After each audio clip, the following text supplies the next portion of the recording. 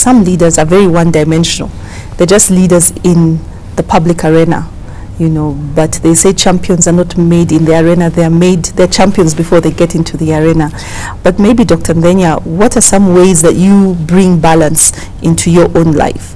There's a lot of expectations and a lot of pressure. You know, the guy who sits at the corner office just holds meeting. Everybody in the organization thinks you do nothing except hold meetings and get a fat and check. waste their time. Absolutely, absolutely. So there's a lot of pressure and a lot of expectations. So at the end of the day, it's very, very easy to be very, very stressed. So one of the things I do, and I do recommend, is exercise and getting time alone. Even Moses went to the mountain.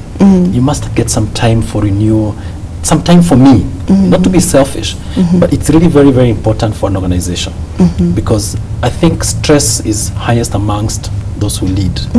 So if they don't recognize their human nature and the need to keep exercised or any other stress management, it's very, very easy for them to end up then having only being one-dimensional. So I think that is critical for me, and I try very hard to do that. Retreat to the mountains, and also try to get then a sense of the mission and the vision that you've sold, and keep thinking about it, so that, you know, you have to be able to climb the trees and tell guys, wrong forest, you know, this is the direction we have to go. And it's a huge responsibility. So I think it is important for that self-renewal. Julius, keep me a teach. Yes. Now, in terms of failure, a lot of people look at leaders and think that they don't fail. How do you handle failure when it comes? I think it is very important that you let your employees know that you are not a Mr. Perfect. That you're still a human being at the end of the day, with all its failings, with all its weaknesses. Never let your employees assume that you're Mr. Know-it-all. So you must, one, delegate, share ideas, debate ideas, take risks.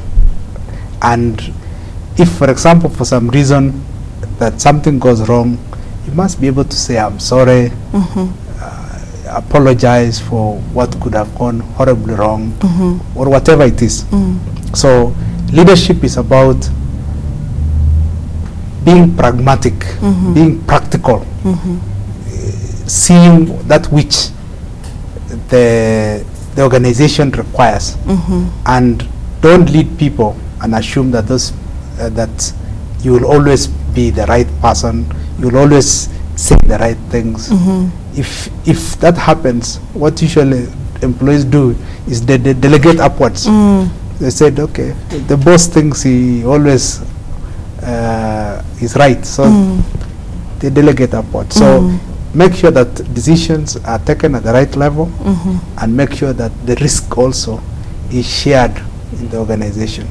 It's very, very important to know that at least for a leader, one is to take responsibility. When things go wrong, you don't point fingers. But even for everybody, other than even leadership, I think it's very important to try. It's worse to try, and it's better to try and fail than not to try at all. And one of the things that a leader must do is to encourage people to make decisions. Let them make their mistakes. The problem is when we don't learn from our mistakes. We should never ever fear failure. I'm sure even three of us and many other CEOs, there are many things that you've tried and failed. There are many ideas, even as we look successful. There are many ideas we've tried in organizations and they backfired. So people see the glamour side of life, but there's a lot of other things that have failed and have forgotten, but we've learned from them. So what I would encourage people is that please try. The worst thing is indecisiveness, inaction, analysis paralysis. You want to analyze everything until you're sure, so you can never be too sure. Let's talk about the charismatic leader, Dr. Ndenya, because there are a lot of, I think Obama is one good cliche example, but the charismatic leader who really, in terms of inspiring people to follow him, is there a role for that kind of a leader, or is it something that if the leader doesn't have that charisma or that influence, then he should perhaps delegate it to someone else?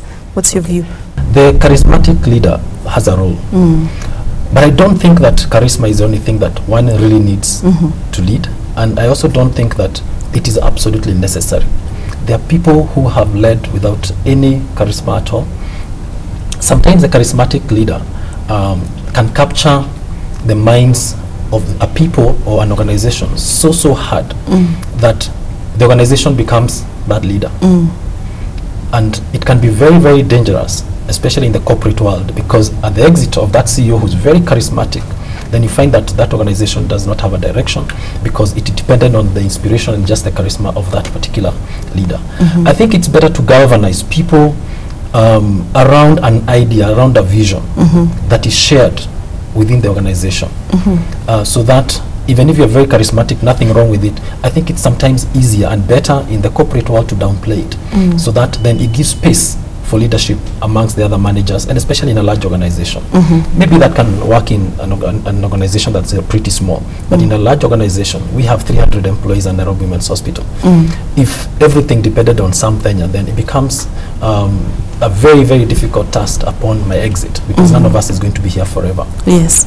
Thank you. Thank you, Sam. We'll come back to it just right after the break. We take a break now, but we're back in a moment.